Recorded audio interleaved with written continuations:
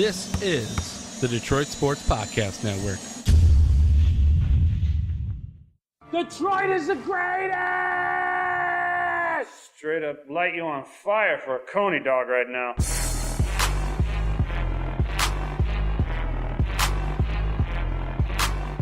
Darren McCarty comes back with Neiman in front of him. McCarty draws. McCarty in. McCarty scores! He makes doubles to go!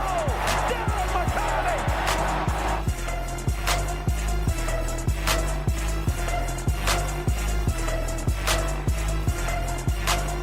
Stafford takes, throws, end zone, Calvin, touchdown, Detroit Lions! Motor City Sports Rant, DetroitSportsPodcast.com. I am Jason Jarvie, and unfortunately, Vinny Stubbs lost his muffler on the freeway, and he will not be joining me tonight. Why? I know, Vinny. It's awful, and I know the crowd is feeling for you, but as always, we still have John the Doc Macaroon with me, and he's going to be my co-pilot tonight. How's it going? It's going great, man. It's truly April in the D. Lots to get April to. the D. It's April in the April. D. Hey, April in the D. we were all gripping the Pistons in the playoffs, the Red Wings in the playoffs. We know who the Red Wings are going to play. I don't By think Sunday, anybody was gripping about the Pistons. Well- they still have 2 games left, and they handled. I got kind of close there against Washington, but they hammered it down.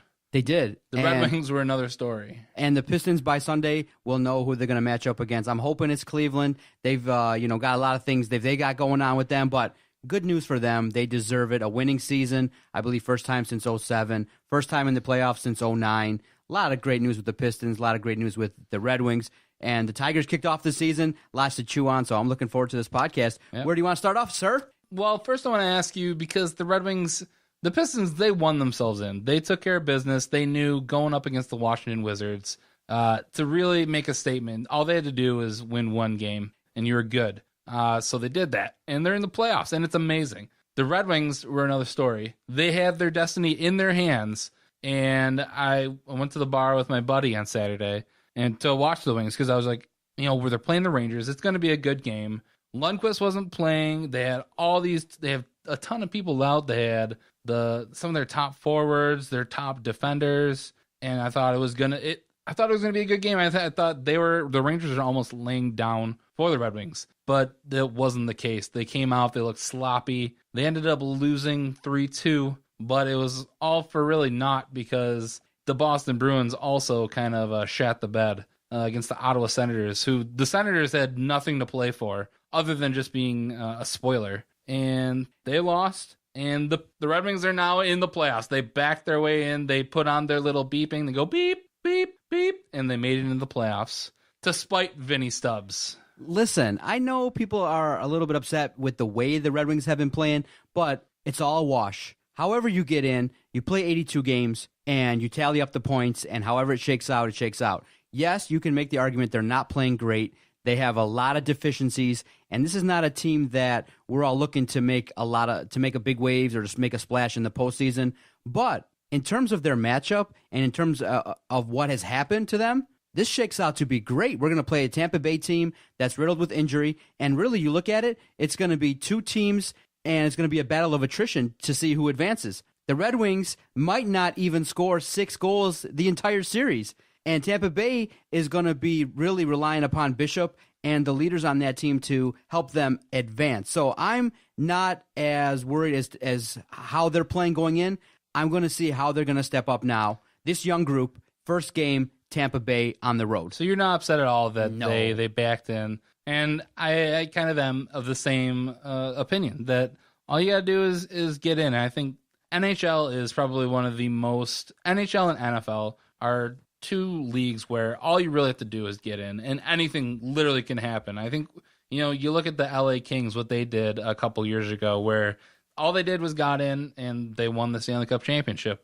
I think basketball is slightly different. The parity is becoming a little closer, but definitely in hockey, you see that it's a long season. Guys get banged up, and that's what we're coming up against, going up against the Lightning. Steven Stamkos, he's out for the rest of the season with blood clots, and it's both. I think it's going to be almost more of an even series. You know, you look at we played them last year in the first round, lost in 7. It really could have gone either way. I think one of the big turning points in that series, though, was when Luke Glendening went down. Because Steven Stamkos wasn't a factor. And Glendening was doing an amazing job limiting their other star forward, Tyler Johnson, to making him earn whatever he got. And Glendening went down, Tyler Johnson went off, and the rest was history. Glendening, even though he sat out practice today, I heard, he's going to be fine. And I think he's going to be a big part going forward into this series, which I wouldn't be surprised if it goes 7. I agree with you 100%. It's going to be a series that has the potential to go very far. And so the question now you got to ask is, do you think the Red Wings have set forth and put together the correct playoff lineup? A lot of people are chirping. A lot of people have blew up our Twitter page at Detroit Podcast, questioning right away, why is Anthony Mantha being sent down to the minors when you have, a youth movement going on? You have his replacement, Anderson, who was waived earlier in the season. 29 other teams had the opportunity just to pick him up by just clicking a button or calling his agent or calling the Wings, and no one did it. And yet this guy is a guy that you're going to put your faith in. And so, first off, do you think that the Red Wings have the best lineup potentially to go forth and really have success? Because, again, the question is going to be, who's going to put the puck in the net? Mantha had 2 goals. He could have been that force, maybe shined in the postseason. I'm a little bit concerned just looking initially at the lineup. Where's the scoring going to come from? Yeah, I completely agree. Is Athanasiou, is he with us, or is he still sent down? I think he's still with us. So I mean, that I think is one positive that you can look at, because with no Mantha, and you're bringing up Joachim Anderson to be a part of this playoff roster, I don't see the scoring. Unfortunately, it sucks because Gus Nyquist, Thomas Tatar, they're both in the same line. They're both the same guy. They almost cancel each other out at times. Datsuk, Zetterberg, they're both long in the tooth. I want to talk about them a little bit after this, but they're not giving us the scoring that we really need. And we're going up against a goalie in Ben Bishop, who's probably I think he's probably in the top 5 in the league now. I think it's hard to really deny what he's done so far. I'm going to look up his stats, but Ben Bishop, he's a monster of a goalie. He's 6'7". He can literally stand in the net, and he's covering a good portion.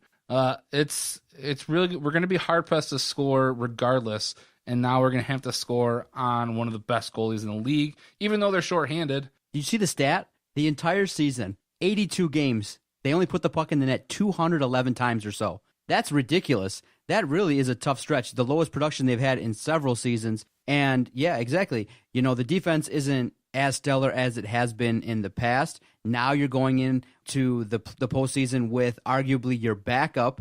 Now Jimmy Howard has played better, but again, nobody, I believe, that follows the Red Wings really has a lot of confidence going into it. But hey, game 1 will be Wednesday, and everything can be turned around. You just win a couple games in Tampa Bay, come back to Detroit up 2-0, and you have a chance to take a stranglehold. You got to remember last season, I believe it was when we were up 2-1, Game 5 in Detroit, when we had that lead late in the third period, and they gave it up. And that was really a momentum shift that the Red Wings were not able to come back from in order to advance. So we had momentum even when their guys were playing strong.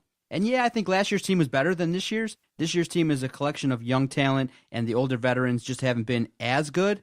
But I give the Red Wings a fair shake, and I'm hoping it's going to be a long series. I just think it's going to be different. It's going to be grinded out. And the tough part is, and what you don't see, when teams struggle scoring, in the postseason, you get goals that are fluky. Rebound goals that hit off shoulders, hit off pads and stuff like that. The Red Wings don't get that kind of stuff. No. Everything kind of has to be perfect. Not since Thomas Holmstrom and all those grinders have left. And I'm not a proponent of those grinders. The grind line. It was Kirk Maltby, Chris Draper, all those guys. I got tired of them as they got old, but they did serve their purpose. We just don't really have those guys on our team anymore. So, by the way, Ben Bishop, he's tied for 4th in the league in wins with 35. Goals against average, he's number 1 at 2.06. Save percentage, he is 2nd with a 9.26 save percentage, and he's tied for second for most shutouts in this.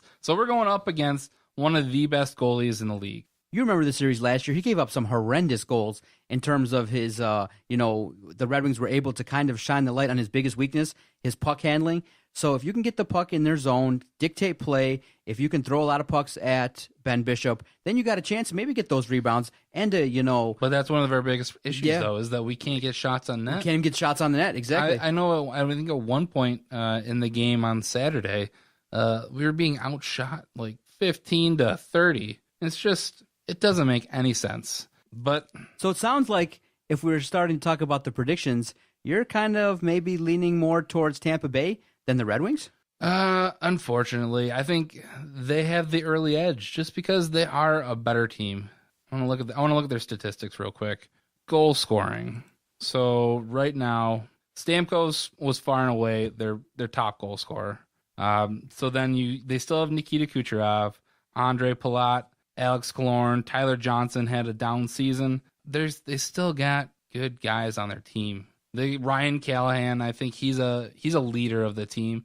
So I think where Stamkos won't be there, I think Callahan has that experience of being a captain. I give the edge to the Lightning. Obviously, I mean they have the home edge. They have a better goalie right now. That's another thing we can talk about is Jimmy Howard is likely going to be your starting goalie for this playoff series, which going back to last year and all season, I think we were all on the Peter Mrazek train. We were riding the Peter. Please riding the Peter. Yeah. You can make that drop, I guess. But anyway, now Mrazek, I think it's probably going to come out at some point that something's wrong with him, some sort of groin issue, some sort of back issue. I don't know. But Howard he's the best man for the job right now. I think Blashill is probably going to do the right thing because you got to ride the hot hand. That's not to say, though, that there's likely going to be a short leash. I think if Howard gives up like 4 or 5 goals in a game, he's going to get yanked, and he might get a second chance, but it's going to be close. Man, yeah, I know. Goaltending is going to be key. I think that last year Peter Mrazek held his own. And he showed signs of why everyone was like, wow, this guy is the future goaltender for the Red Wings. He took them, you don't think any of the games in the series last year were really his fault that they lost. So this year he started off strong, and then again he got bit by the groin injury, which really hampered the second half of the year. And then when he did get in, he was pulled several times, and Jimmy Howard came in there, and he's played decent as of late. But in the end, you ask yourself out there, if you're listening, do you have confidence in Jimmy Howard taking you to several wins and carrying you far in this postseason? I would say no. I don't have confidence in him. I was shocked that he got that contract extension for that much money and that length of time. And now, a lot of people say, well, yeah, you need 2 solid goaltenders, but Peter Mrazek's the guy. He's going to need to take over the bulk of the playing time. And now this postseason, he's going into it hurt, but I do believe, and I agree with you, he's going to get in there rather quickly. And I have more confidence when Mrazek's back there than Howard. But it all depends on how Howard plays, though. Howard we've seen it, that he has the ability to still stand on his head. There are things, though, that Mrazek does better. He handles the puck better, no doubt. The one thing I think Howard might do a little bit better is kind of stop the puck when it gets at him. I think Mrazek gives up way too many rebounds. Juicy rebounds, yeah. He gives up way too many rebounds, which I think got the team into trouble in too many occasions this year. And that's something he's going to work on. He's going to get better. He's still a young goalie. At this point in time, knowing that Peter might be dinged up, would you be willing to pull Jimmy Howard, or just say, is the right strategy just to say, listen, Peter, you're a young goaltender, just sit and observe. Jimmy Howard's healthy. We believe that he's ready to go no matter what. Even if Jimmy Howard gives up 4 or 5 goals, you stick him back in there. I really felt like this year that Blashill really didn't use the whole back-to-back games properly. There were times he just always believed in back-to-back games going with Mrazek or Howard and Mrazek. I felt like just last week, Jimmy Howard won that game, I believe, versus Philadelphia. The next night you put in Mrazek, stick Jimmy Howard back in there. So I would maybe consider. It's a first-year coach, too. Yeah. He's trying to. I think that's something that you probably did back in the minors, where you continuously switched up your guys. NHL's a little bit different. You see guys like Ben Bishop and Braden Holtby that they're playing night in and night out. They're playing 50, 60 games a season. So the question I'm asking you is, do you think at this point Jimmy Howard is the best option? Not the better goaltender, but being that Peter's dinged up, is he the best option right now? I think he is the best option that you have to roll with. I think you roll him out game one and you ride him until he gets cold. And here's what I see happening. And it's either whether it happens game one or game two or whenever. I think probably he might give up like a couple quick goals, and at that point, Blashill pulls him. But you pull him just so it doesn't stick in his head. And he goes with Howard again the next game. I think that's what you got to do. That's what I would do, in my opinion. But, I'm not a hockey coach. Yeah, see, I agree. I think that, if there's a player out there in Detroit sports that needs some redemption, that needs that boost of confidence, it's Jimmy Howard. This is a guy that was a former number one goaltender, a guy that we all thought when he was groomed up that, hey, this guy could be a potential 10, 15-year goaltender, win a lot of Stanley Cups, but he's kind of plateaued. And, the biggest knock against him is, hey, he hasn't been past the Eastern Conference Finals, hasn't had a lot of playoff success, hasn't had those key wins in those marquee moments. So a lot of people, once Peter Mrazek came up, were like, okay, let's just broom Jimmy Howard aside. Now's his chance to do it. Might as well, at this point in time, might as well go out there, show, what? His mantra should be just keep Peter on the bench. Keep Peter down should be his mantra. Keep Peter down instead of getting the Peter up. To move on from the goaltending, after the on Saturday, Pavel Datsyuk came out, and craziness. So here's a little lead up. Watching that game, I had really been feeling Pavel Datsyuk and Henrik Zetterberg both were they're looking their age. They're getting up there. They're slowing down. They're not producing as much, and I know that they both are in the top on our team in points total, but they're not scoring like we need a top line center and forward to do. And I even texted John. I told you, regardless of how this game ends, I want to talk Monday on how Pavel Datsyuk and Henrik Zetterberg need to go. And then after the game, Pavel Datsyuk comes out and says that this is probably going to be my last go around with the NHL after the playoffs, and because I want to go back to Russia. You're upset about that? I'm upset in the fact that knowing the ramifications of what this means. The fact that, and we'll get into that. Yeah, it's a big problem. You can't just say, peace out, your performance sucks, see you later, Pavel. It doesn't work like that. And he's actually come out and acknowledged the whole contract mess, that he made a mistake. He can make the mistake, but the guy sitting in the main chair cannot make that mistake. Kenny Holland butchered this, and it's something that when you look at it, you raise your eyebrow and go, this is not a good choice that he made, knowing that we've all been talking about this since 2012. Maybe he's going to go, maybe he's going to stay. He was thinking about staying in Russia after the lockout, that he might not even come back here. So right, but I don't think people ever took it seriously. They didn't have it in their mind that he was going to he'd leave and then he'd still be a burden, which that's what we're talking about is. So if he does retire currently, he retires as a Red Wing. He has a $7.5 million salary cap hit that will stick with us because in the new collective bargaining agreement that they signed after the lockout, if you sign a guy to a multi-year deal after 35 years old, if they don't finish their contract, so whether they're with the team or not, that salary cap hit will still be with you. So that brings up the situation. Do you if Pavel Datsyuk leaves, do you just let him retire? You be loyal to him. You say, hey, you retired a wing. We appreciate it. We want you to retire a wing. Or do you do what other teams have done where you trade away his contract and to another team that is at the salary cap floor and just let them absorb that? What they should do and what they're going to do seems to be the opposite. I mean, it's already been, I think, discussed and talked about that. Kenny Holland said that the organization's not going to go out there and try to move the deal. They're just going to, let him go. And so everyone's looking at it and going, that's just the wrong choice. And everyone's thinking, well, how do you move a guy when he's stating he wants to leave? But it's happened before. Chris Pronger's contract was traded. It's been done before. So you have to make the move. You have to do it. You have to make an attempt. Move this guy's contract, because not only is that $7.5 million hit going to be there, there's actually a couple other players where next season they're going to have about $9.5 to $10 million in dead money.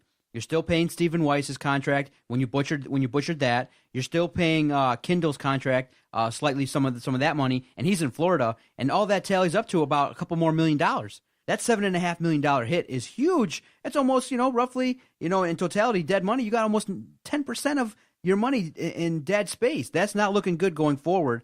So, and Pavel acknowledged it. He said, I should have took 1-year deals. Kenny should have offered him 1-year deals. And now it's a big, huge mess because the Red Wings want to show loyalty to Pavel. Pavel doesn't want to seem like a jerk. And now it just seems like whatever option is going to be out there is not going to be good. Holland needs to trade him. Yeah, he needs to trade him. Because there's no way that we can go into this offseason. Now, could you also argue that even though they offered him that contract, that maybe they should have traded him 2 or 3 years ago? That, he still had some tread on the tires, and in some situations that the Red Wings are similar to the Pistons and what led to them, having this prolonged, stretch of time where they make the postseason, they should have maybe traded Zetterberg and Datsuk and not been so loyal. Listen, we all get it. You're trying to not make the postseason in the game 82 every year. You're trying to win the cup. We want to demand more. And when you look at it, it doesn't seem like Kenny Holland has been willing to make some moves that have been shrewd in this era. I agree. And I think it's hard for fans, though, to let go of a guy like that. They've won cups. They've already done their business. But it's still, can you imagine, what if this was Steve Yzerman we were talking about? I think it's a little bit different because Pavel Datsuk, even though he is probably one of the most beloved Red Wings that we've had in years, I think the whole language barrier, it's definitely a difference. You don't really have like a personal connection. Like I remember hearing the advertisements for hey, win a package to go meet Pavel Datsuk. I'm not sure if I really want to meet Pavel Datsuk. Can I have a conversation with him? It's just gonna be tough. I don't think there's that same kind of connection that you had with guys like Steve Yzerman. Steve Yzerman and Brendan Shanahan, those are guys where they just look like good guys. And so, could you imagine if we had Steve Yzerman in the same deal and he wanted to retire? What would you do? Are you telling me that you would trade Steve Yzerman? Scotty Bowman was this close to shipping him off to Ottawa in a blockbuster move. Now, he came back stronger, played two-way defense, and maybe it was used as motivation. When was this? In the early 90s, there was rumors that Scotty Bowman wanted to trade Yzerman to Ottawa. 90s. This is before he even wins a cup. This is right. So I'm talking like 2003. Like, no. He's already won his cups. No, you don't do that. Not to him. Yeah, you don't do that. I think that's what fans felt up until this point. We made it into the playoffs. I think you can see that there's talent on this team. If Ken Holland played his cards right, and I think if you traded Datsuk, you'd have to go out in free agency and get a big name. And I'm talking about Steven Stamkos. You have to go get that guy then. That would be really the only way the fans will really justify trading away Pavel Datsuk, because you're now bringing in Datsuk's replacement. And it's not like where the Lions, let Sue go and then they bring in Haloti Nada to try and fill his shoes, or let Calvin Johnson retire and try to fill it with Marvin Jones. You're trading away Pavel Datsuk, even though he's not going to play for another team, and now you're going to bring in a younger, better replacement right now. Yeah, what I'm saying is that organizationally, you could tell there was going to be a shift a couple seasons back to the youth movement, and maybe that's a contributing factor as to why Babcock left. So why not go all the way with it and really solidify this team being a young team going forward? You trade away some of the old pieces like Zetterberg and Datsuk, and you roll with a guy like Mantha and Double A and Polkinen and Tatar, and you just say, this is what we got, this is what we're going to do, and we're going to be a team like the Pistons with a lot of stars under the age of 26. Now you got Brad Richards, you got Zetterberg, you got Datsuk, you got defenseman Cronwall. All of them are older, and they're not really producing at the level that I would say is needed to win the Stanley Cup. So I'll agree with you here, and I'll try and make an argument of why they should have kept them, because I get it. If you trade them away at that point, I'm not sure if you get any superstars back, but you're rolling with a very young team, and they'd have the experience now, but do we know if they would be in the playoffs by this point? At that point, you could say, well, hey, if you missed the postseason a year ago, really, what was the point of being there? Right. It was. Do you think if they still didn't have the stars, though, would they have made the playoffs then this year?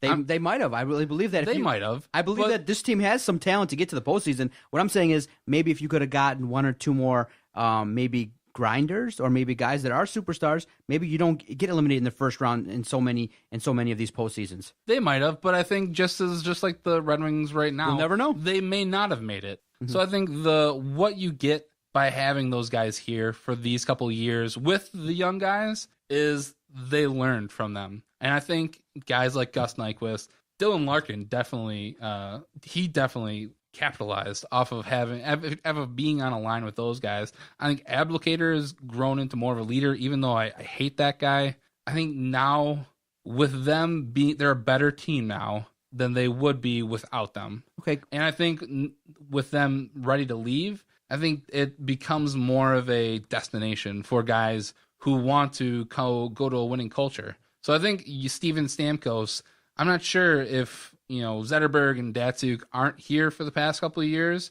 if Stamkos is saying, I'm not sure if I really want to go to this up-and-coming Detroit Red Wings team. He's now seeing, hey, I can be the guy who takes this team to another level. And another complaint I have regarding general manager Kenny Holland is you have this commodity in Anthony Mantha. Last year wasn't a great season. Upper management crapped on him. And, this year he comes back a little bit stronger, a little bit better. Now, maybe you could say maybe a little bit underwhelming in terms of the organization's eyes, in terms of what they thought he might be. They thought he might be more dominant. But by all accounts, he had a decent season. So enough of a decent season to call him up. Call him up in the midst of a postseason push. Okay, so you get the fans excited. You see that he's able to kind of put the puck in the net. He's a massive individual. He's a guy a la the likes of Thomas Holmstrom that's got size. So then, in Sunday's paper, Greg Krupa writes an article and Kenny Holland addresses it. And he says, and I quote, Anthony Mantha was a spare part in the AHL Calder Cup playoffs a year ago. Why does anyone think he's going to be the answer in Detroit? Further along, he says, if he's going to play 8 minutes, what's the use of it? And talking about Mantha's situation on the roster. That's from the Detroit News. Greg Krupa writes the article. And so, again, you crap on Anthony Mantha. And I don't see how that comment, in terms of why would the fans care about Anthony Mantha being on the roster if he's only going to play 8 minutes? The thesis is, if you let the guy play 15 minutes, let him play 20, maybe he could be the guy that could be the spark that puts this team farther along. You got Double-A, you got Polkinen, and they're seeing limited ice time. Why? Double-A, whenever he was on the ice, was drawing penalties. Yet he's getting less than 10 minutes so often. And, okay, I get the other side of it. He's not the best defensively. He's not a complete player. But if you're going to go to a youth movement, don't do it halfway. That's what they've done. They've done it halfway. It doesn't make sense, Anthony Mantha not being on this roster. We've had Anderson here for the past couple of years. And I don't, with Blashill here, we've gone to the youth movement. It doesn't make any sense to bring him up for his playoff experience. Anthony Mantha needs playoff experience. He has AHL playoff experience. He doesn't have NHL playoff experience. Even if we do get bounced in the first round, Anthony Mantha gets to experience that. And that's exactly how Gus Nyquist, how Thomas Tatar, how they got better. You can make a legitimate argument Mantha's better than Anderson. You're supposed to put your best team out there, and if you're going to say that, defense, if you're going to say that, hey, it's going to be a tight series and we're not going to put the puck in the net that much, then you're counting on this team to win games 1 or 2-0. I don't know if they can do that. Tampa Bay can score. They can score. And I know that without Stamkos. They can score. They can score bunches. And Johnson owned the Red Wings last year, and he still had a little bit of success this year. And there's something to say for wing killers. There's wing killers on different teams. Tyler Johnson's a wing killer, and Ben Bishop, he's won a series against him. They have the confidence. I think if you look at the tail of the tape, the Red Wings don't win a lot of the matchups. There's a lot of pushes. But I think in the biggest category, John Cooper, head coach of Tampa Bay, is better than Blashill. I believe with more experience that he's going to match up better, and I think that might be the edge in the series. They can score goals, but it's not like they're scoring a ton of goals. So Detroit, they finished with 209 goals on the season. Tampa Bay, do you want to take a guess at how many goals they scored? 274. Nope, nobody scored 274. Highest scoring team was 265. Okay. No, Tampa Bay, we were 23rd at 209. Tampa Bay was 12th with 224. 224, okay. Do you know how many goals Steven Stamkos scored? What was around 20? He scored 36 of those goals. He scored 36. Wow. So, wow. you're taking 36 goals off of a team that, and I'm not saying, That's a nice chunk. if he wasn't playing all those games, the scoring probably would have gone somewhere. But I think it is very even, but I think it's really going to come down to goaltending and probably defense, which our defense is lackluster. All right, put them on the table. Who do you got in the series? I got the Red Wings in 7.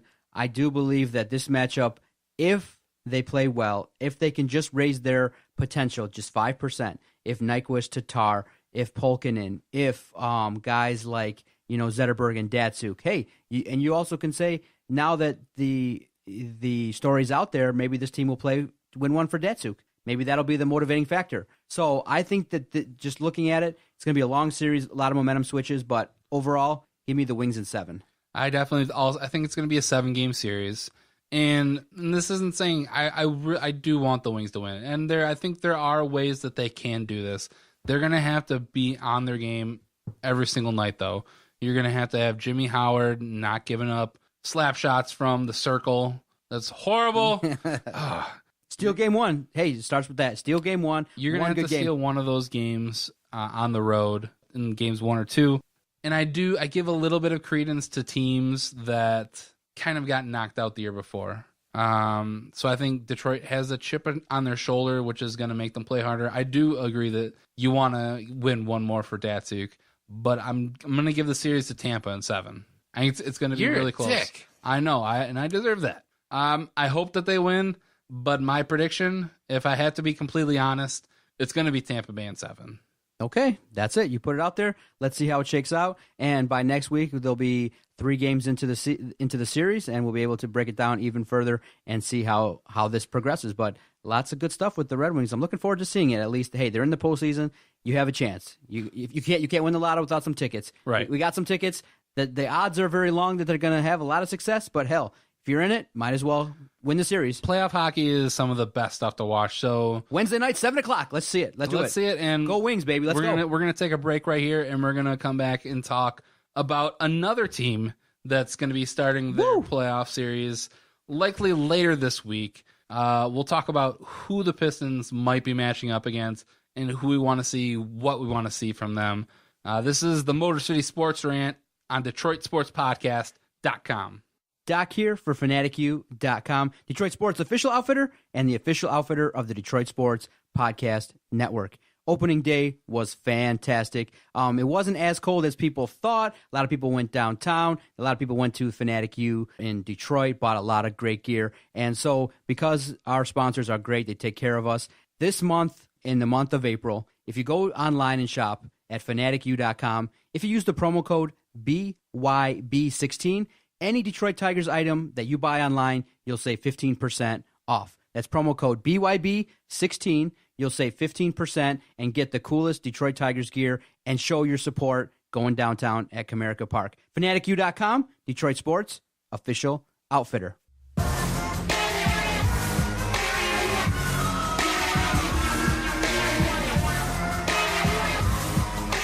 Motor City Sports Rant, Detroit Sports Podcast Network.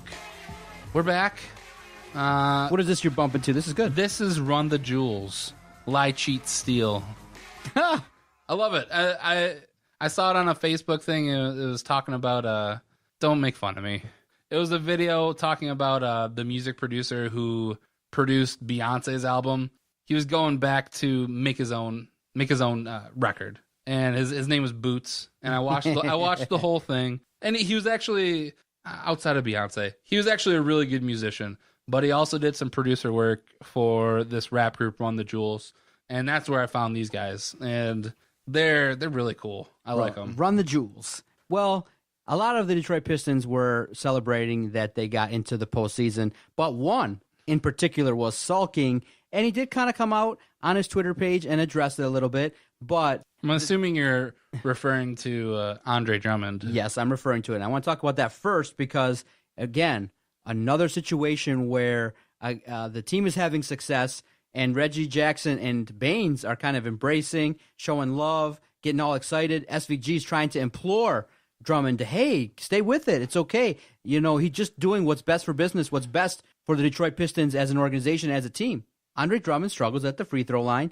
the opponents know that, hey, hack a Drummond has to be done in order to get more possessions because he misses. He's well under 40%.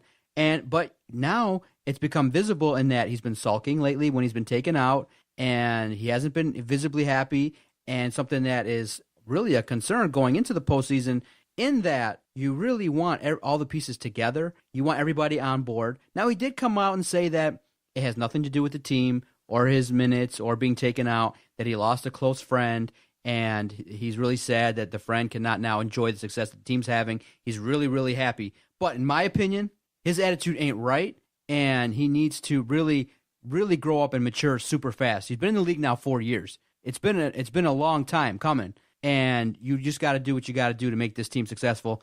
All kudos to the Pistons getting into the postseason, but Andre Drummond's attitude is a big concern right now. Big concern, because this can be something that rips the team apart, and he needs to be a guy that's going to be there to be a leader and unify this team.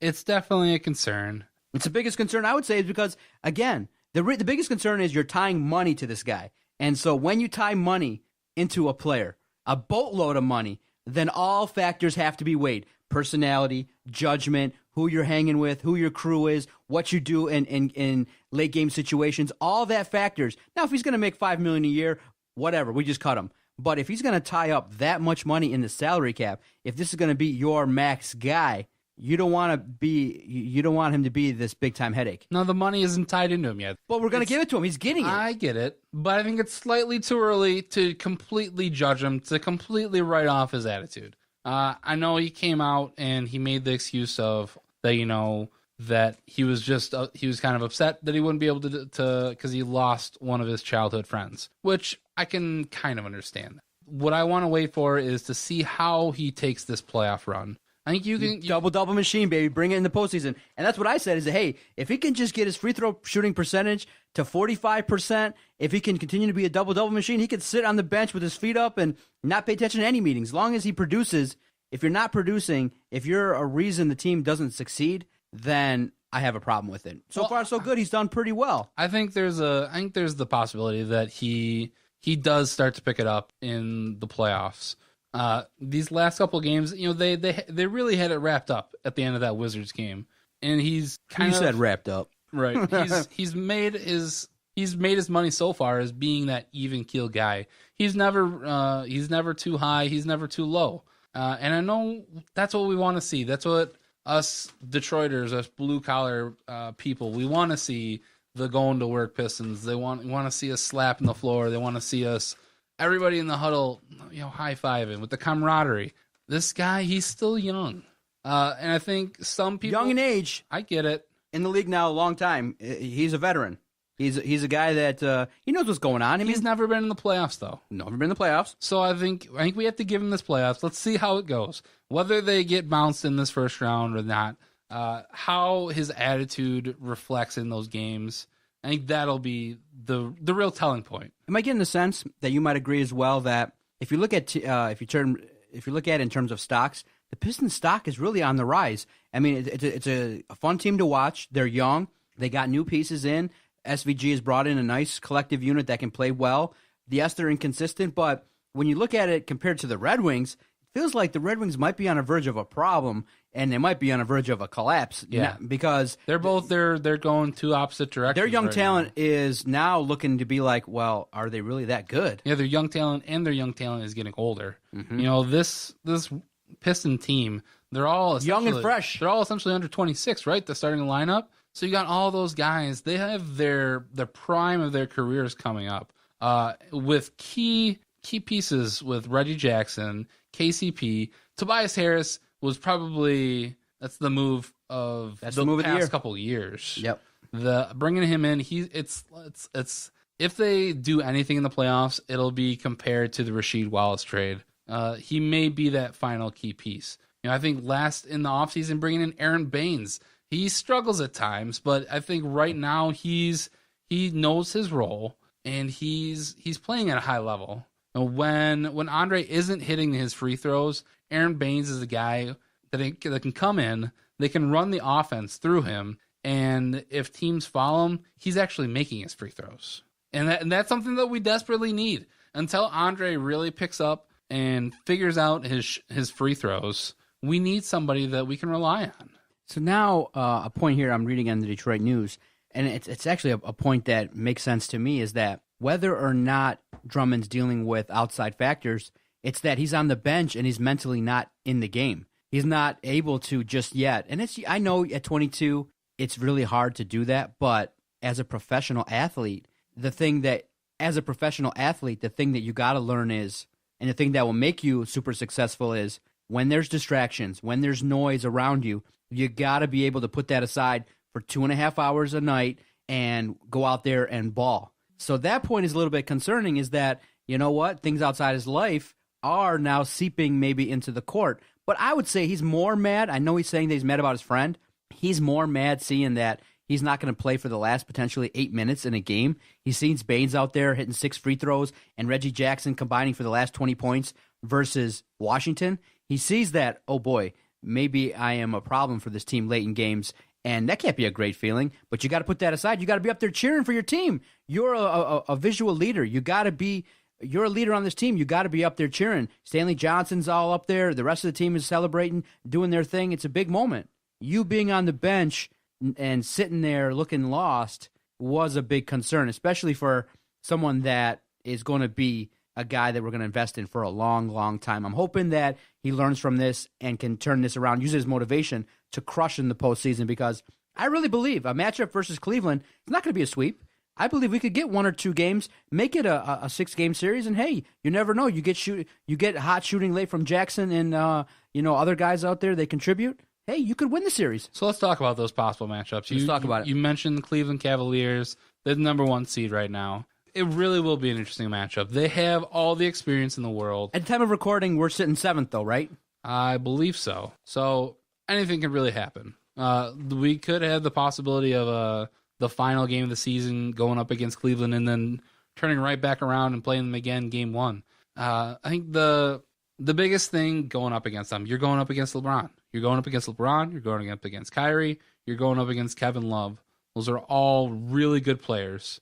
And even though there's a ton of drama that's gone around, who's really the coach? Is LeBron James essentially just Jackie Moon? He's the player coach. I don't think Tyronn Lue's really doing anything for them, but they're just that good that it's got them to where they are. I think this series, if we go up against the Cavaliers, it's going to come to points in the paint, because LeBron, I think, is, for the most part in the beginning, he's going to try and incorporate the rest of the team. But probably to start off the series, it's going to be a lot of jump shots. He's going to try and spread the ball around, and they're going to try and beat us that way. And that's where the Pistons need to capitalize. We need to have Andre Drummond in there to get those big baskets. We need to have the meat, Aaron Baines, to throw it down. And a name you always need, 3 letters for 3 and hitting his shots, KCP. KCP shows up, balls out, hits the threes, hits the open shots, can do some things, open the floor up for Andre Drummond and Reggie Jackson. He's going to be a key. I believe that he can do some things, and he's going to be someone that, if he can average 18 to 22 points a game, will go a long way. And an unsung hero, a guy that could move himself right into the fans' favorite, is Morris. Totally. He's a 3-point machine. This guy is a hard worker, a guy that was brought over here, one of those guys that you look at that a lot of people in NBA circles thought that he underachieved, comes to Detroit and is already he was embraced by the fans, and he was like, wow, this is way better than my crappy situation out there in Phoenix. Comes in and he was productive, and is a guy that can be the heart and soul of the team, and on an emotional level can help them, when Cleveland might be making runs or other teams might be making runs. This is a guy that could be the emotional leader of this team. And I'm looking forward to a playoff series. I'm looking forward to seeing how SVG matches up, because he is a good in-game coach. He's a solid dude. And I do believe that this team is going to play for him, and they're going to play their best. Whether they lose or not is going to be yet to be seen, but I do believe SVG will have them ready, playing their best ball game 1 of the postseason. And on the flip side, if they do finish 7th, they match up against the Toronto Raptors. It's going to be tough. You're going up against the North, and I think they're going to travel well. And whenever they come to Detroit, it's going to be a Toronto-based crowd.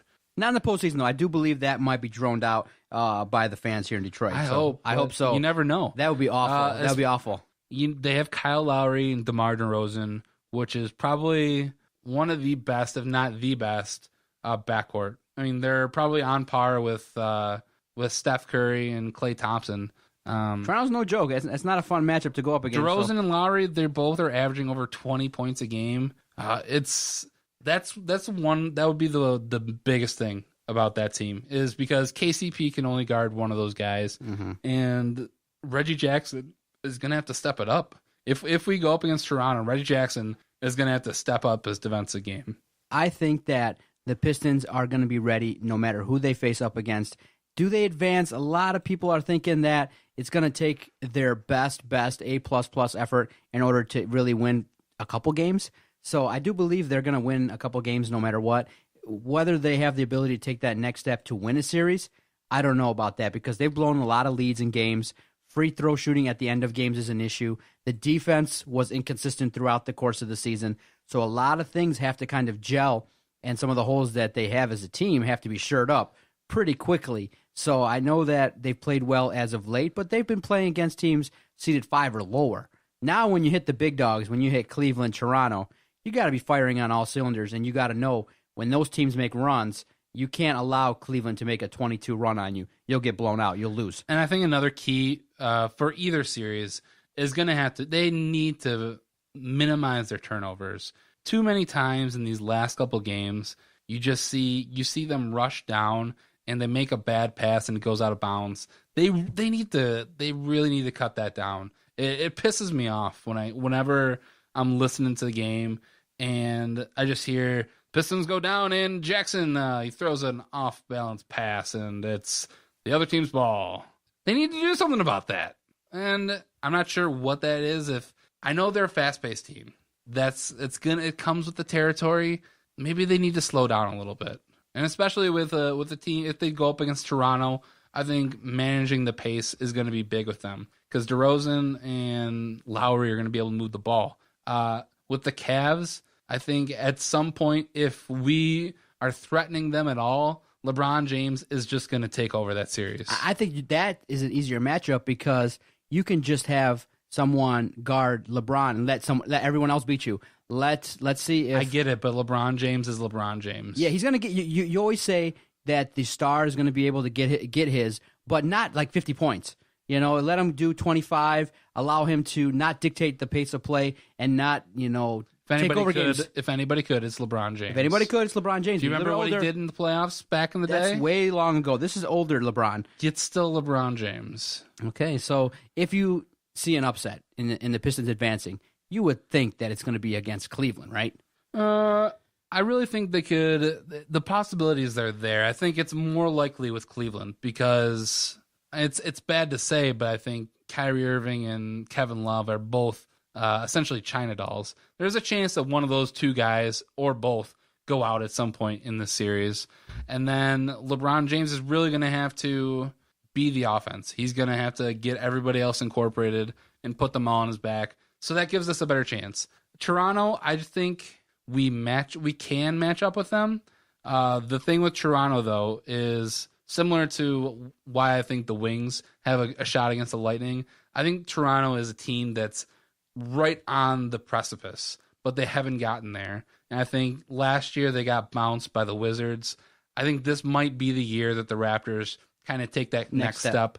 And we might... Unfortunately, the Pistons might be the beneficiary of a butt whooping in terms of the postseason. But hey, get in, be a part of the experience, be a part of the intensity, see what it's like, and then next year go for it. Yeah. Are either of these teams, do you think you see an upset? I really like the matchup versus Cleveland. They've had success against them in a 7-game series. In a 7-game series, win? I would give them a 30% chance. Okay, and then way less, like 15 against Toronto. So. Well, by the time that we record our next episode, we'll know the matchups. We'll see how we'll have the matchup. We'll probably have either 1 or 2 games in the books, and I think at that point we'll have a better idea of where this team is going to go. It's fun time, man. It's a fun time to check in, and then now we can also talk about the Tigers before we wrap up here. Fun opening day, a lot of fun excitement downtown. A lot of fun stuff was going down. Did you partake in anything? How was your opening day experience? My opening day experience, I got to the radio station at 7 a.m. You remember last week when I said that baseball's kind of boring? Yeah. So I got to the radio station at 7 a.m. It was a fun time. Yeah. I got off at 12. I got home, turned on the game about 1:30, and I promptly took a nap. I get it. It was a fun game, if I wasn't super tired, I probably would have watched it because, as from what I hear, Zimmerman, he really impressed. He was impressive. It was workmanlike. He went through that lineup like it was nothing. Mixing his pitches, he was strong. That's what you want your free agent to do in his first game in, not what Pelfrey did. Disappointing. That is a really good sign. There's still, how many games? 154 or 155 left? 157 after today. There's 157 left. Which They're 3-2 as of recording, and it's not looking great the last couple games because some of the signs and things that we weren't happy with have kind of revealed themselves. Yeah, JV looked sharp on the opening day against the Marlins, and he looked pretty much like JV from 2 years ago today. Got rocked versus Pittsburgh, didn't look good, and it was tough. I mean, it's early, but the biggest concerns you see now, okay, they have a team that looks to be an offensive juggernaut if they're all hitting. I mean, the first couple of games, you got well over 10 hits, but now you're playing a Pittsburgh team that's no joke. You got them for 4 games. You would have had that third game versus the Yankees. I really wanted to see that series-ending game versus the Yankees, but it got canceled, postponed due to the weather. Right. I mean, it must be nice to be planning to go to a baseball game. There's snow on the ground. Yeah. So, but it's early, 3-2. I'm happy with the offense. They're hitting the ball with more power.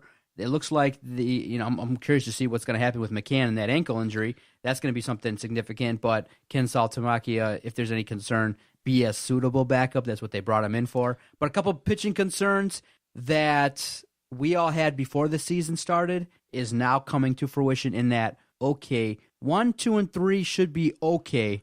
Pelfrey doesn't look good. He hasn't looked good. I don't think he's going to look good. I don't see where all the positive talk regarding him is. And then what's Shane Green going to do? So 4 and 5 are going to be interesting to watch. I think it's too early to write those guys off just yet. I'm not writing them off. I'm saying it's going to be something to pinpoint and look at. Totally. 4 and 5, those starters, I don't know. I think you're going to have to look at that. I think I want to see more. Do you think James McCann should have had another day rest? Because now he's I don't think that was you couldn't have predicted the injury. No, but that's fluky.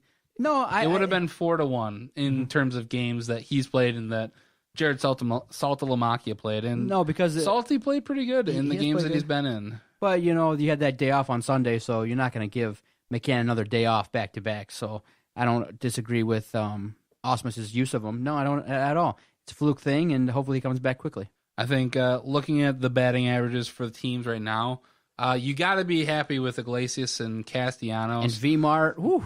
Both of those, all those guys are hitting really well. Victor Martinez, his average isn't where you want it to be, but he's jacking the ball out. One guy you want to get going, though, is Justin Upton. Mm-hmm. Justin Upton currently, what is he? 5 for 22. 227 batting average currently. That's something that he needs to get right. And it's really early in the season, but do you think that there's any possibility buyer's remorse that Justin Upton doesn't get going? No, I think water finds its level. It's still early in the season. You have to say let's give it 20 games. If this is still going on after 20, then we can start the we can take a look at the end of April. Like we were talking last week that where are they going to be at the end of April? They're playing a lot of really good teams. I'm still standing by my point. I think I said that they were going to be even. Vinny had them, I think, 2 games over 500. You had them 2 games under. I know I had them, in between 80 and 90 wins, somewhere in that. No, just for the month of April. Oh, the month of April, I have them under. Yeah, I have them under. So we shall see. There's still a lot of games left. Is there any way to get you not to be bored with baseball? Nothing at all, huh? It's a little slow. I get it. They have tried to pick up the pace with the pitchers in terms of the clock. I think it's around 12 seconds or so. They want you to get the ball, get it back, and start the delivery. So it's just I'm not. It's not that it's super boring. It's just I'm not like gonna go. I need to sit down and watch this 3-hour. It's not appointment viewing. It isn't. A couple series you can point to, but yeah, especially with playoffs starting, you got Pistons are in the playoffs now. Red Wings are in the playoffs. Tigers are going to fall by the wayside at the moment. for the moment, for the time being. Unless, JV and Jordan Zimmerman look like they might be appointment viewing. Gotcha. Unless it's JV of All right, we got a couple minutes. today. Gotcha. We got a couple minutes left in the show. Let's check in and see if Vinny answers his phone, see what the hell happened to him. Let's see if he picks up the phone, and we'll address why the hell he missed the recording today. Vinny. I think it's funny. Vinny. Odds he picks up the phone? 30%. Vinny. Pick up your phone.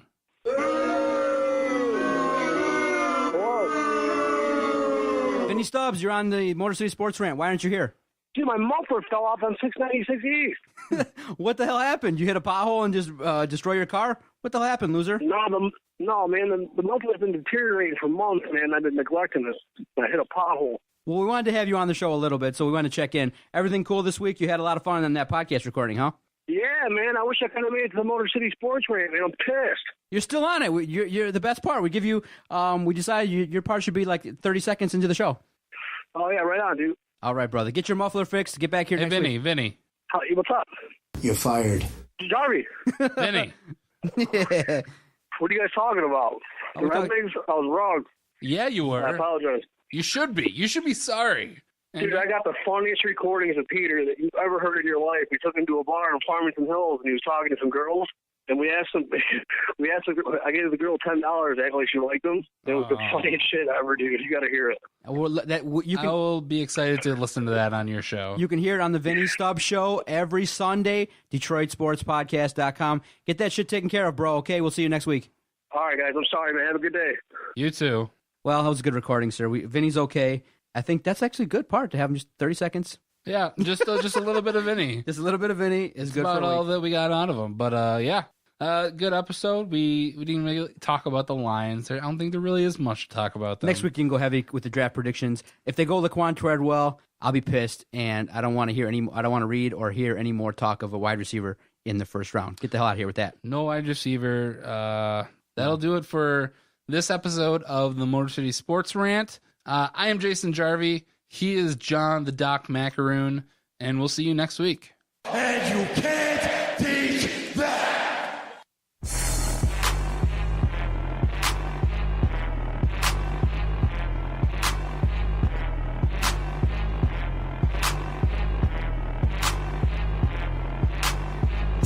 Okay, night, idiot. You. Bye-bye.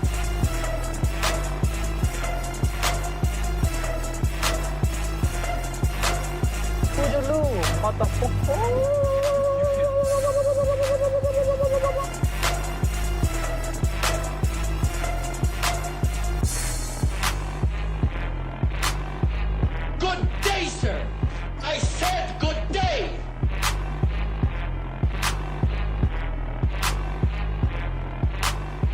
All right. Take care now. Bye-bye then. Loser.